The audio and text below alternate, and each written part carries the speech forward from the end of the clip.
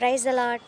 ఈ యొక్క దినమున పరిశుద్ధ గ్రంథం నుంచి 8వ అధ్యాయం 26వ వచనంను మనం చదువుకున్నట్లయితే, ఆత్మయు నీ బలహీనతను చూచి సహాయం చేయుచున్నాడనే మాట సెలవిచ్చున్నాడు.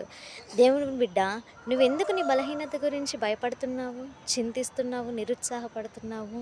ఆ దేవాతి దేవుడు ఈ దినమున నువ్వు ప్రార్థన చెయ్యి. దేవుడు నీ బలహీనతను చూచి సహాయం చేయబోతున్నాడు.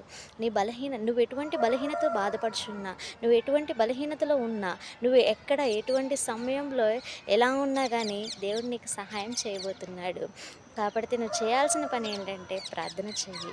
దేవా, నా బలహీనత ఇది అని ఒక్కసారి ప్రార్థన చెయ్యి. నీ బలహీనతలతో దేవుడు తోడుగా ఉంటాడు. నీ బలహీనత నుంచి నిన్ను దేవుడు విడిపిస్తాడు. నీ బలహీనతలో దేవుడు నీకు తోడై ఉంటాడు. ఈ చిన్ని కొద్ది వాక్యం దేవుడు దీవించి ఆశీర్వదించిన గాక. ప్రార్థన చేసుకుందామండి. కృపా సత్యము గల నా దేవా, నీకే స్తుతులు స్తోత్రాలు చెల్లించుకుంటున్నాను ప్రభా. నాయనా, అయా మాలో ఎన్నో బలహీనతలు ఉంటాయి. అయా మా బలహీనతల నుంచి విడిపించే దేవుడవు నీవు. మా బలహీనతల నుంచి అయా ప్రభా నైనా విడిపించడానికి సహాయం చేసే దేవుడవు నీవు.